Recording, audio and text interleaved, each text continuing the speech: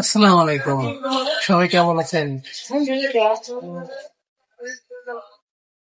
আজকে আমি আপনাদেরকে দেখাবো স্টুডেন্ট ভিসা কিভাবে চেক করে।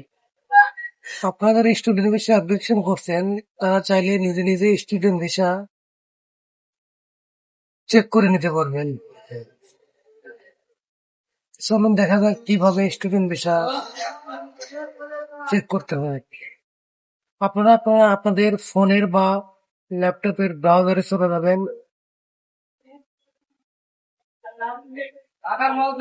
তো ব্রাউজারে আসার পর এখানে লিখবেন ইএমজিএস ইএমজিএস চেক, এটাতে চাপ দেবেন। চাপ দেওয়ার পর এখানে চেক অ্যাপ্লিকেশন স্ট্যাটাস, এটাতে চাপ দেবেন।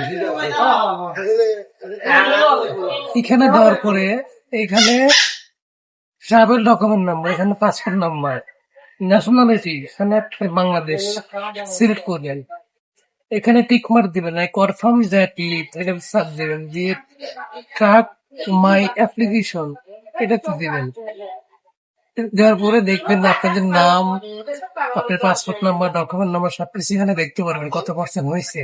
এখানে যদি আপনার পাসপোর্ট আর দেশের কান্ট্রি দেশের না দিয়ে যদি না আসে তাহলে আপনারা বুঝবেন যে আপনাদের স্টুডেন্ট ভিসা এখন অ্যাপ্লিকেশন হয়নি।